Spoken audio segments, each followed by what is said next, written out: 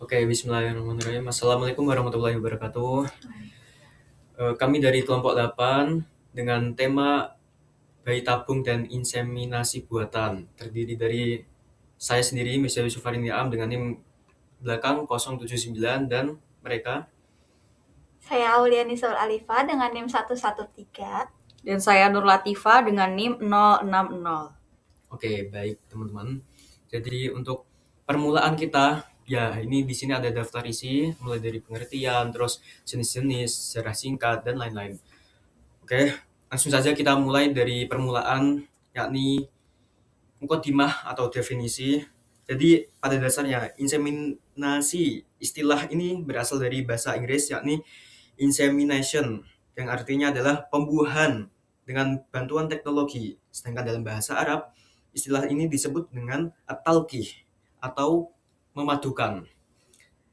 Dan dalam bahasa Indonesia, istilah ini dikenal sebagai pembuahan buatan atau pemanian buatan atau penghamilan buatan.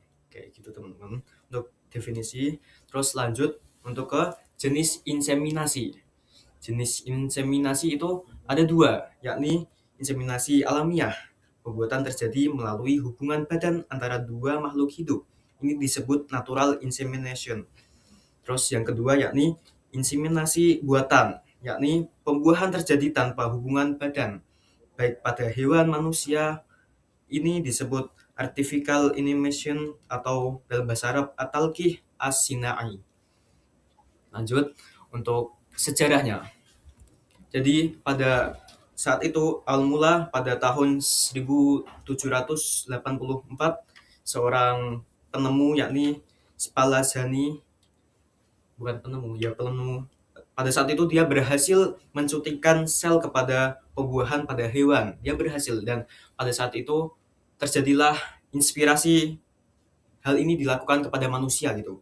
Jadi pada tahun 1978 berhasil dipraktekkan kepada manusia dan lahirlah seorang anak yang bernama Louis Brown yang lahir pada di Inggris, di tempat di Inggris.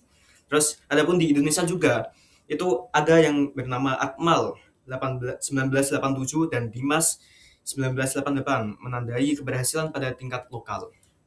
Oke, selanjutnya teknik pembuahan utama yang akan disampaikan oleh rekan saya. Baik, seperti yang dijelaskan barusan, inseminasi buatan itu adalah suatu cara atau teknik untuk memperoleh kehamilan tanpa melalui persetubuhan. Jadi di sini ada dua teknik pembuatan utama. Yang pertama itu ada in vitro fertilization atau disebut IVF, yaitu dengan mengambil sperma suami dan ovum istri, kemudian diproses di vitro atau tabung.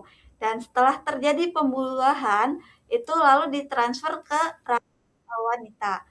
Lalu teknik ini dikenal dengan bayi tabung atau pembuahan di luar tubuh.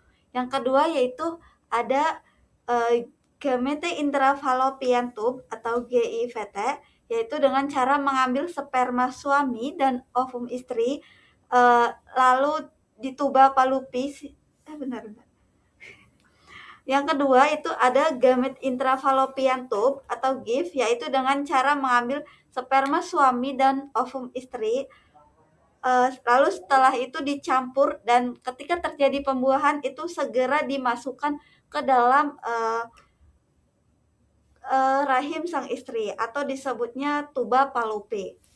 Dan teknik kedua ini lebih alamiah dibanding dari teknik pertama, sebab sperma hanya bisa membuahi ovum di tubuh fallopi. Lalu selanjutnya itu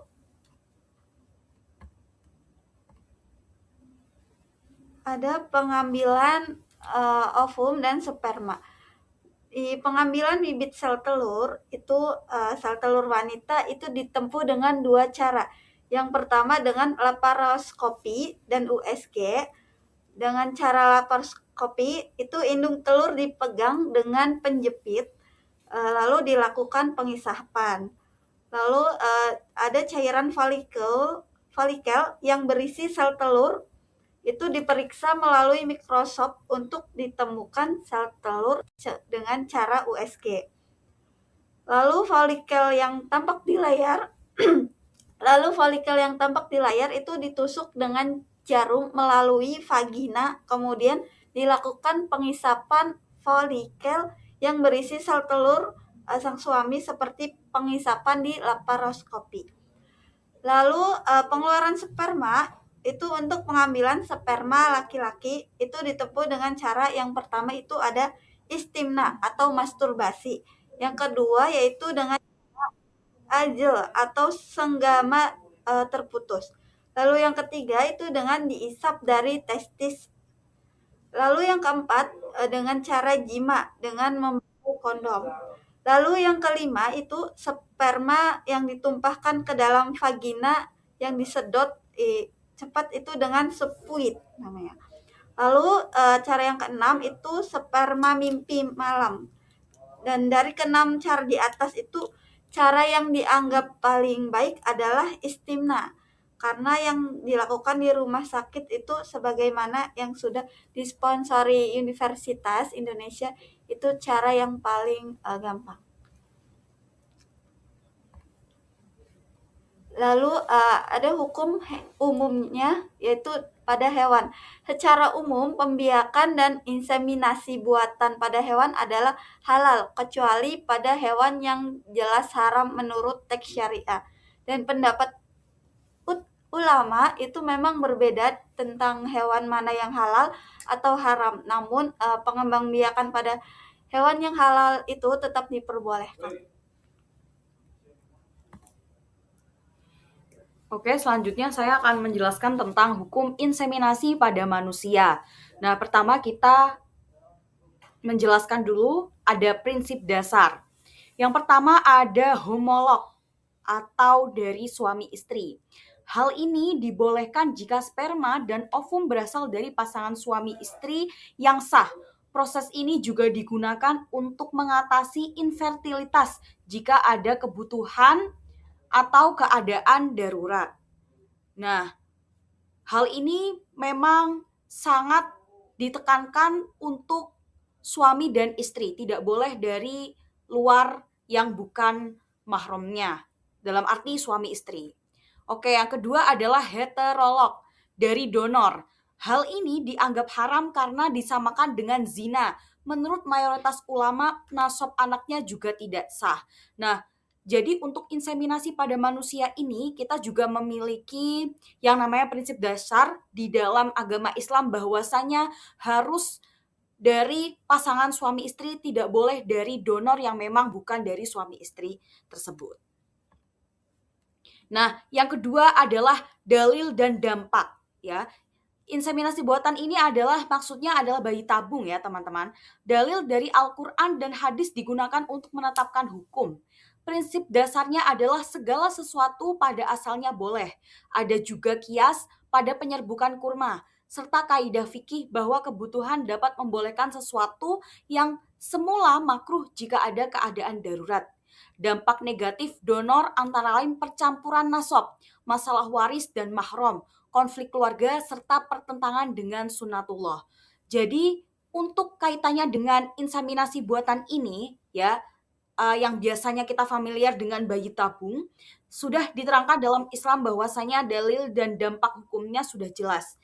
Jika nantinya bayi tabung atau inseminasi buatan ini dari pendonor, maka akan ada kaitannya dengan percampuran nasab, masalah waris, dan keturunannya juga akan dipertimbangkan. Hal tersebut merupakan menjadi suatu hal yang sangat berpengaruh dalam proses memberikan dari inseminasi buatan sendiri dalam edukasi, seperti itu. Nah, yang terakhir yaitu adalah sewa rahim atau surrogate. Nah, ini kita bahas dari pendapat dan juga statusnya.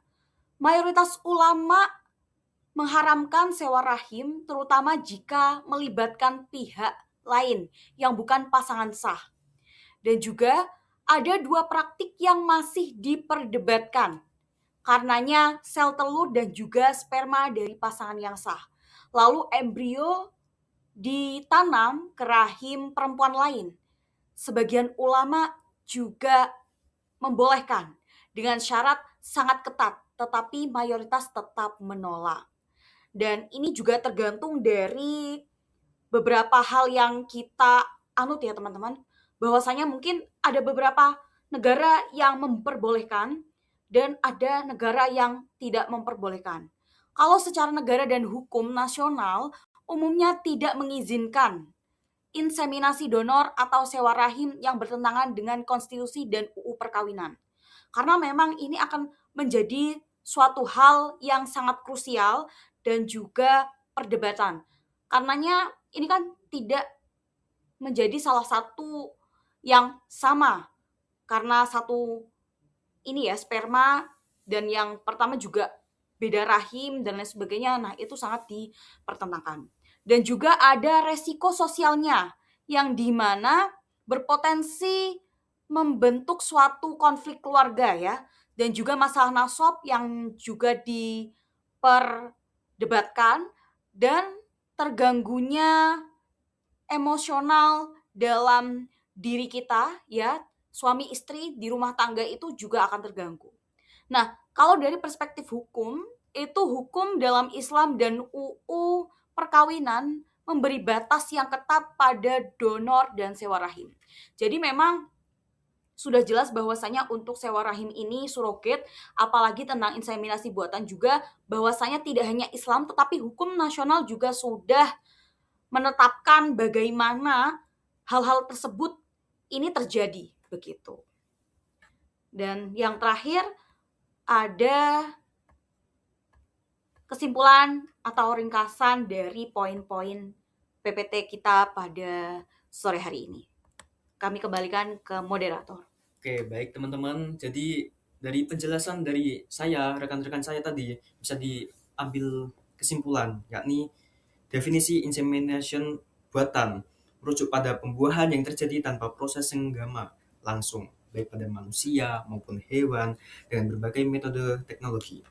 Yang kedua yakni inseminasi homolog. Dibolehkan dalam Islam jika sperma dan ovum berasal dari pasangan suami istri yang sah.